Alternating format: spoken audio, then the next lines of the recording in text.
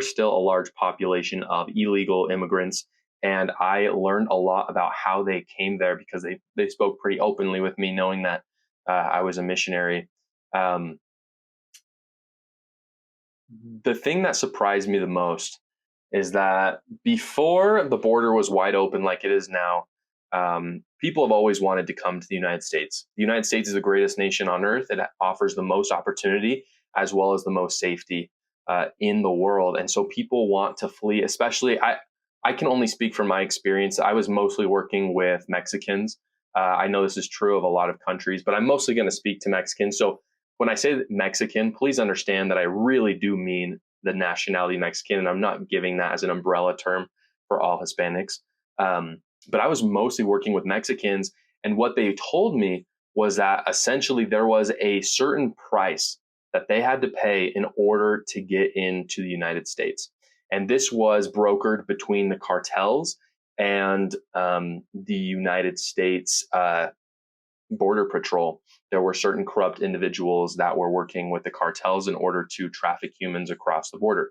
Now, some of these people were being trafficked for sexual slavery, but a lot of these people were being trafficked across simply just so that they could live there. And what was happening was the cartel was making a lot of money off these people. What they were doing, at least when I was serving my mission about 2 years ago, the going price for crossing the border was about $10,000 a person. And so what I mean by that is that the cartel, people would approach the cartels, and the people I was working with on my mission, most of them were from Michoacan, Jalisco, and Sinaloa, which if you're not familiar with the Sinaloa Cartel, it is the largest organized crime unit in the world. And so a lot of these people knew the cartel was very much there. Michoacan is where most of the people that I met were from. And as far as I'm aware, Michoacan is basically owned and run by the Sinaloa Cartel at this point. And so it's very easy to kind of get in contact with the cartel. Basically, what the cartel would offer is that these people would give them some sort of a down payment.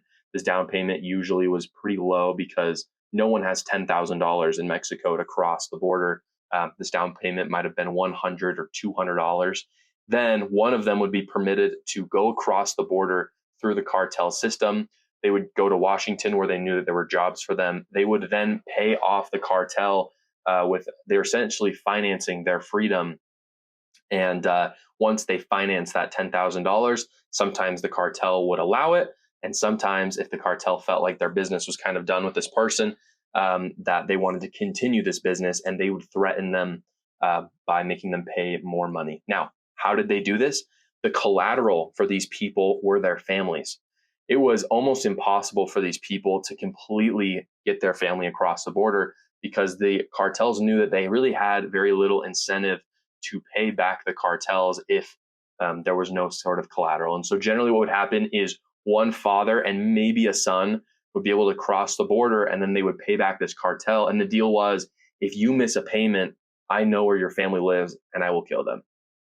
That was a brutal reality for me to realize as a missionary. And it brought a lot of sorrow and a lot of stress to the people who lived there. In fact, while I lived there, Washington State passed a law that made it so that illegal immigrants could not work past 40 hours without being paid overtime like a U.S. citizen.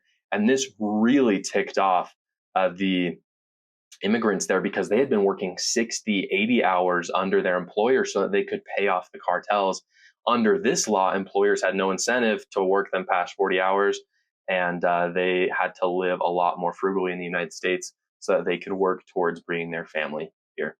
It was a really sobering realization to know that people were literally being held captives by the cartel and that they cared so much about being in the United States that they went to this extreme length to do it. I prayed with many individuals about this, and I had many people ask me for money in order to help them. And unfortunately, as a missionary, I couldn't do that. And so that's kind of my personal anecdote about the border and why I feel so passionate about closing it and fixing the corruption that is going on there. Over the course of my 2 years, I grew an intense love for Latinos. And I think a lot of that was created because of the fact that I became fluent in Spanish and was able to communicate with them and really understand where they were coming from. as well as on a faith level, um, sharing my faith with them, learning of their faith, and almost always talking about God in our conversations really brought us together and gave me an experience that changed me forever.